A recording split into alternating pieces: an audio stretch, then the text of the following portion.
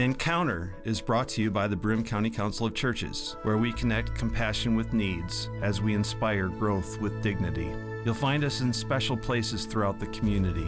For those who remain hungry, we provide meals. For those who are challenged, we build wheelchair ramps. We comfort those who are ill, minister to those who are confined, and we remain an advocate for change and understanding on behalf of every element of our community. Connect and inspire. Encounter the Broome County Council of Churches. Good morning and welcome to Encounter. I'm your host today. My name is Joe Sellepack. I'm the Executive Director at the Broome County Council of Churches. Today we want to talk a little bit about the faith at the border. We all have heard a lot, especially last night at the State of the Union address, as this is being taped on a Wednesday. Immigration has been playing a big, and refugee seekers and asylum have played a large part in our national discussions, our national politic. And today, I want to talk a little bit about what our faith traditions have to say about refugees, asylum seekers, and folks on our borders. I want to read you a little bit of a poem. This is by a man named Warsan Shire. It's called Home. He writes, "No one leaves home unless home is the mouth of a shark. You only run for the border when you see the whole city running as well. Your neighbors running faster than you. Breathe bloody in their throats. The boy you went to school with who kissed you dizzy behind the old tin factory is holding a gun bigger than his body. You only leave home when home won't let you stay." Then he goes on to write, the go home blacks, refugees, dirty immigrants, asylum seekers, this is all about our attitude toward them. Sucking our country dry, niggers with their hands out. They smell strange, savage, messed up their country, and now they want to mess ours up. How do the words, the dirty looks, roll off your backs, maybe because the blow is softer than a limb torn off. And then he concludes the poem by writing this: "No one leaves home unless home is a sweaty voice in your ear saying, 'Leave, run away from me now. I don't know what I've become, but I know that anywhere is safer than here.'" Refugees. How important is it for us to understand the plight of refugees in order for us to enter into this discussion? It's critical. All of us are here because of our families who made the choice to, at least in my case, to flee from places that were not safe for them, to try to find a better life for their children and grandchildren and great-grandchildren. And so the plight of why people had to leave from horrible conditions is not new. But what is happening in our world today, the numbers are far larger of those who are refugees and seeking asylum and trying to find a safe place to be able to live first, let alone to be able to provide for their family and hopefully have hopes and dreams for the future. And that comes out in that poem too, where he starts off by saying, home is the mouth of a shark. And then he moves into the attitudes that he's going to encounter when he gets to the new place, and then he ends with, "Now who am I?" It's a good question for us to be asking, because many of our, like you were suggesting, all of our family histories, especially those of us who are fairly new to America, we don't go back to the Pilgrims. We are refugee seekers, right? I would think so, Joseph. These are really tough issues for all of us, because the truth is that most of our communities, the people who are there, have roots to the founders who came a century ago or more, who were refugees themselves. In St. Michael's Parish in Clinton Street, people were Slavic descendants. They were Carpatho-Russians, Rusins. They were in the Austro-Hungarian Empire. To be that in that society was bottom of the totem pole economically. America became an opportunity where you could have a different kind of a life. People would work very hard. People who were the parents would suffer because of the economic deprivation, but they still have a job. But the kids could be anything they wanted to be. Coming to America was a possibility that changed everything.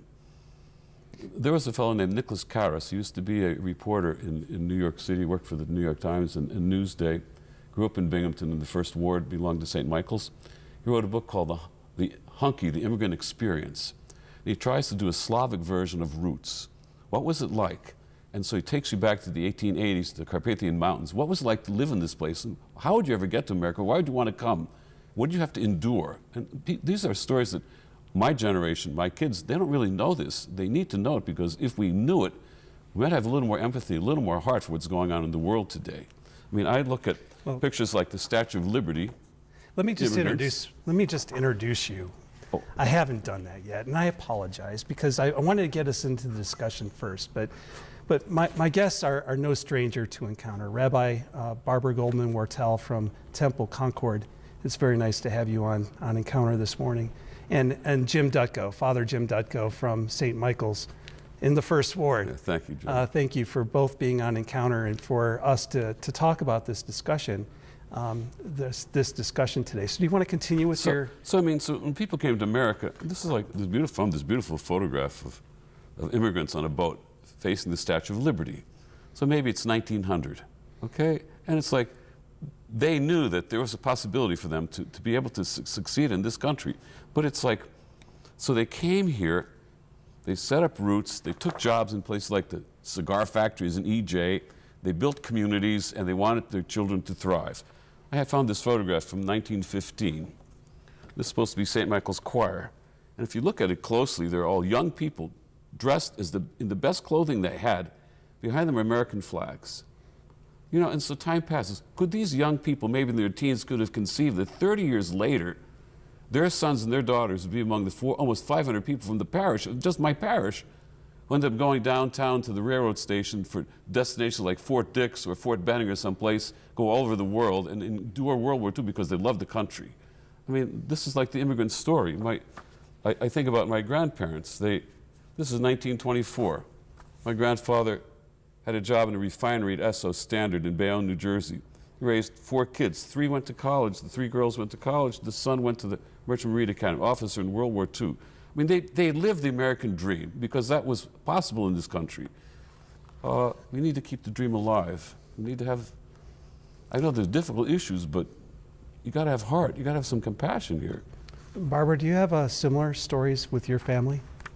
Well, my family came before Ellis Island in the 1880s and fled from different places in Europe, and my grandparents were all born here. So my family's been here a little bit longer.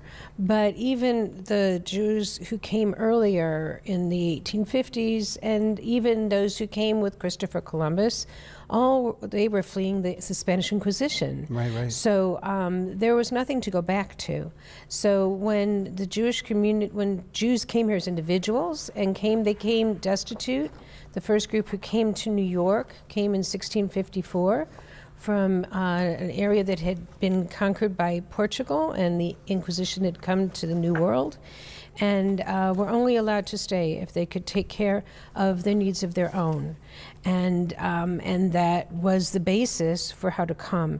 But even when we go back to the founding of our country, people fled persecution other places in the world, and the idea was that this was a place where people could have the freedoms to live their lives in the different ways, be it by faith, be it by cultural traditions, whatever else it may be. Of course, the Black experience was quite different in coming here because they did not come of their own accord, and we have a lot to reconcile there as well. But we can, whether we go to that part of the story or we go back to our shared biblical parts of the story, it tells us 36 times in the first 5 books of the Bible to remember that we were strangers in the land of Egypt, and so we are to care for those in need today and welcome the stranger and care for the stranger and treat them as our own. And 36 is double, 18 is the number equaling life, it's double high. So it's a particularly significant number.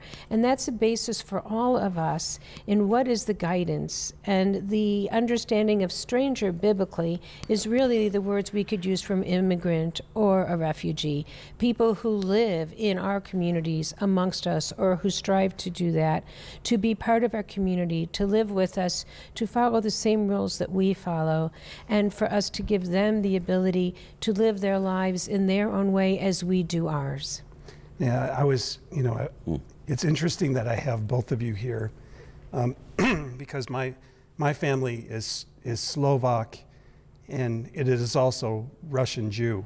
So I have Jewish, I come from it was my grandfather's family, so it didn't come down through the mother. Mm-hmm. But when you look at my grandfather's mother, that's who was from Jew, a Jewish person.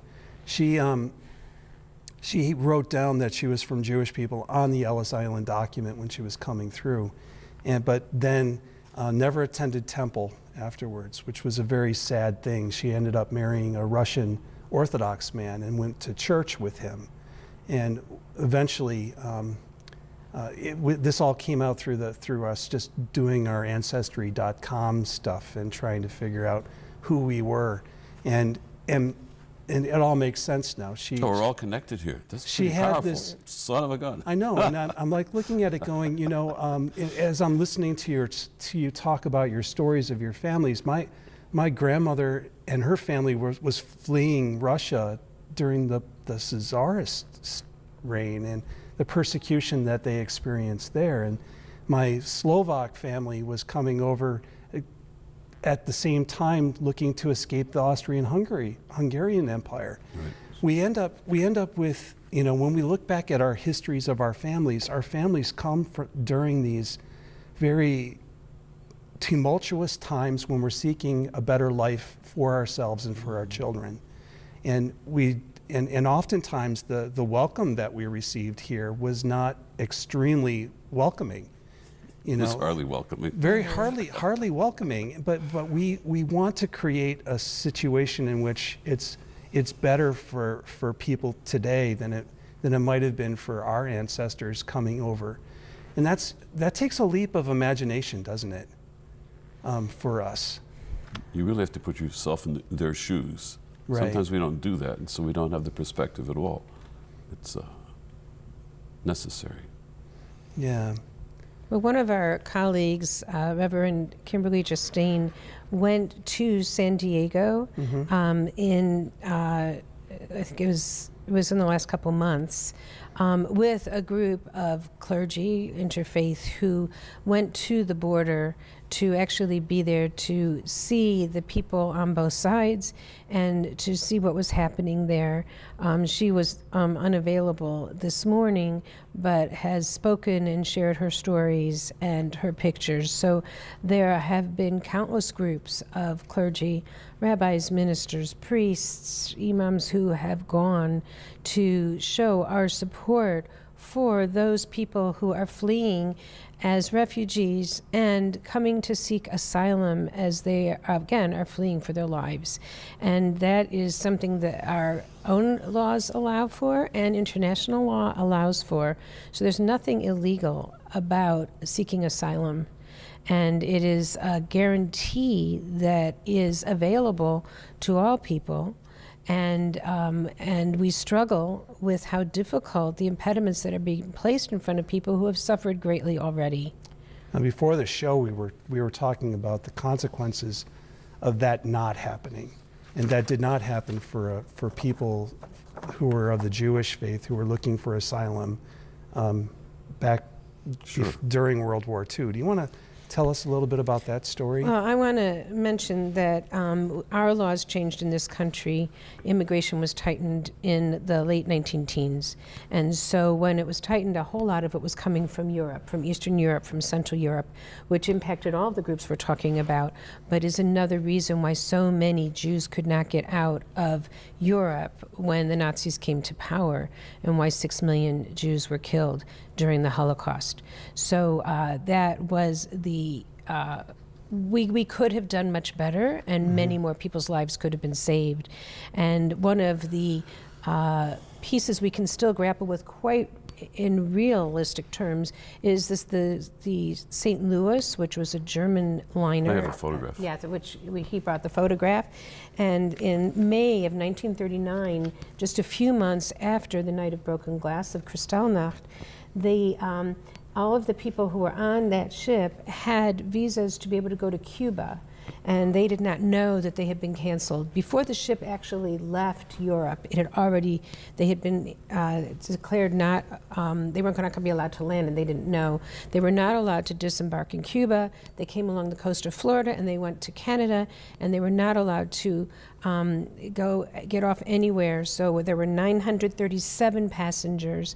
They were returned to Europe, and some of them did get back eventually out of Europe, but 254 of them perished, were murdered during the Holocaust. That's over 20. You know, the story also says that when they were outside of Havana, outside of Miami, the ship's captain sent a message to Washington, to President Roosevelt.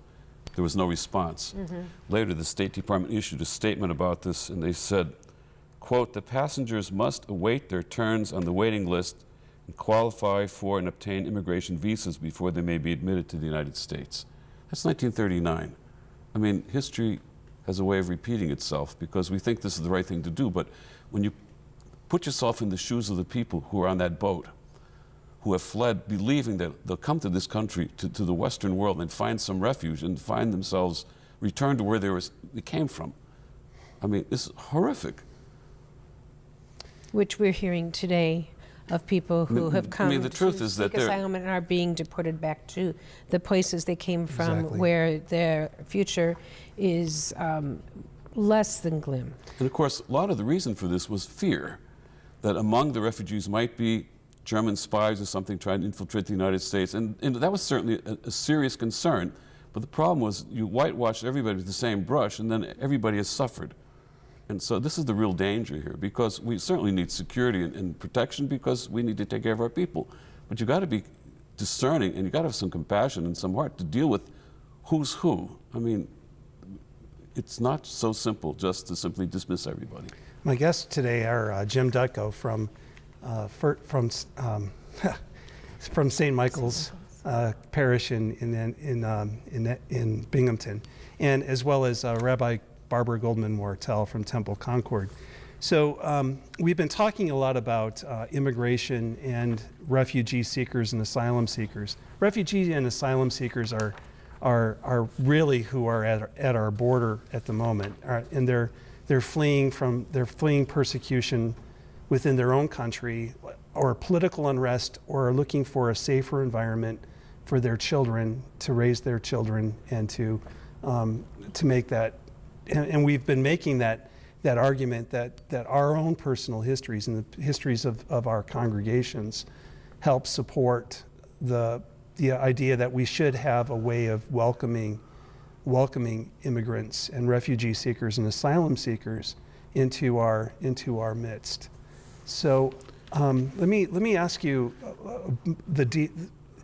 as far as our biblical, we already went to Genesis and to the first 5 books of the Bible, but our shared history and tradition of theology, the diaspora and other kinds of theologies that come out of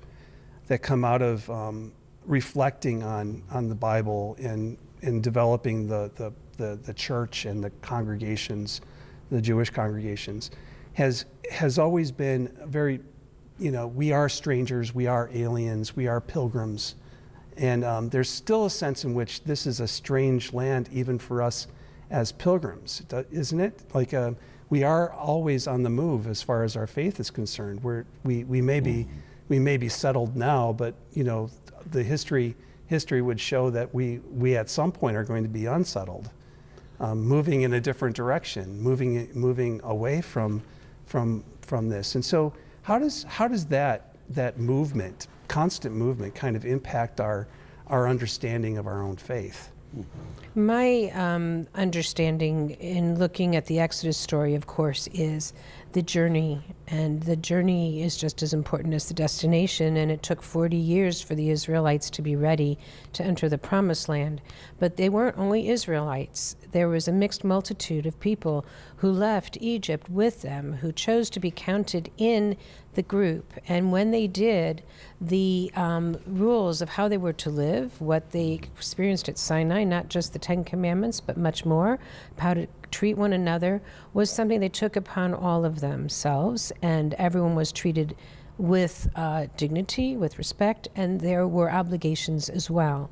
So as we come to our communities today, Passover is one of the times when we relive the Exodus experience, to remember that we were not always settled as we are here, but that in our liturgy and in our rituals, one of the texts we have is that in every generation, a person is obligated to see themselves as though they had come forth from Egypt. Right. And it is a text that we sing in the Hebrew, and we say, and we lift our glass up as we're doing that. So it's one of those pieces that experience is such a core experience of who we are, that it should influence how we treat everyone else, and so that's a core piece. And you'll be having a celebration of Passover at your temple that you and Temple Israel are putting together. Well, the for children of Abraham. The children of Abraham of the Southern Tier had requested that we offer a Jewish Passover Seder experience for the larger community. So on Sunday, March 3rd, from 2 to 4, there will be such a Seder at Temple Concord that is open to the whole community, and it's $10 a person at nominal expense to experience what a Passover Seder is like as we observe it, so that you can have that sense of what are the pieces of that. And the idea that we can learn from one another's traditions, one another's faiths, one another's rituals, and because it's so much to the core biblical texts, and interpreted to today, it can offer many possibilities. And Jim, when you take the leap into the Christian faith from the Jewish faith, we can't help but see that Jesus, welcoming, when you welcome the stranger, you've welcomed me. There's still a sense in which our faith has. To Matthew 25. Yeah. And I was thinking about the exile from Egypt. And so we just had Christmas. And Christmas is a wonderful time for everybody. We have the beautiful story of Bethlehem and Mary and Joseph and the child Jesus, and it's a time of joy, but it's the rest of the story. So time passes. You find Herod now seeking to destroy the child and all these male children within the whole district. And so Mary and Joseph and the child Jesus become refugees who leave Bethlehem, go to the land of Egypt, and are there for years before they are told they can return safely. But it's like this icon that I have is on the icon screen at St. Michael's Church. It takes the place of one of the major feast day icons that does not exist in the church. This one was put in 1916. I was trying to figure out why they did it, and then it dawned on me it's probably because they could relate to this in a real personal way. There were no strangers to this reality. And I think about them traveling to the land of Egypt, thinking to myself, well, who would welcome them there? Who would know their language? Would there be some place to stay? Would people consider them simply as outsiders? Would they separate the child from the parent? You go on and on with today's realities, mm-hmm. Then it becomes, it touches the heart in a way that we need to be aware of. Well, these old biblical narratives that we talk about as occurring in ancient time, it goes to your point, Barbara. It recurs, mm-hmm. And we're living in the midst of another one. And the question, well, how then do we react to the people on the border? So instead of looking at it as a way of limiting refugees or asylum seekers, we ought to be looking at more of a process that is fair and just to be able to welcome them into our country. And the other concern about that has been the children being separated from their parents. And when my families came over, they came over as family units, and I can't comprehend the devastation that must be being experienced by those families. So if we go to Jeremiah, we have the text that said, "A voice is heard in Ramah, mourning and great weeping, Rachel weeping for her children and refusing to be comforted because they are gone." And so we have that strong piece there of the mourning of a mother for her children. But I found another text, a midrashic text from Genesis Rabbah, that says, "A society and a family are like a pile of stones. If you remove one stone, the pile will collapse. If you add a stone to it, it will stand." The Jewish values that I think are so important for us to consider in this situation are, first, the responsibility to save a human life. So you can do almost anything for the sake of saving a human life. And our needing to provide a better, more timely, compassionate process for applying for asylum, I think, is in that vein. Exactly. And the other is we're supposed to be hospitable and be welcoming to others. And we have that in all of our faith traditions, in Islam as well as Christianity and Judaism. So to have the time of being processed, to be having to wait in a third country for years to come up with the process, and today sometimes lawyers are not even being allowed access to get there, to meet with their clients. That's not anything about being caring and compassionate of these people who are so vulnerable at this point in their lives. Yeah. I'm sure that some of you read the classic, it seems like children's book, but it's really an adult's book, The Little Prince. You know, the French writer wrote this. And so the fox, it says, the secret to the little princess. He said, "It's not with the eye, with the heart one sees rightly." We got to have heart. I guess that's really what the story's all about. We really have to do this. And it would seem for us that the heart set free, the heart of love, the heart of compassion, is what our faith traditions would be moving us. Because the truth is, in the end, all of us are refugees. If you go to the opening story in Genesis about the exile from the garden, so we are seeking the fullness of the kingdom again, if you will, God's presence always. All of us are refugees, and somebody loves us, wants us to be homeward bound safely. But you can't do it alone. It is always with the community together. There's no other way to do this. Well, my guests today have been Father Jim Dutko from St.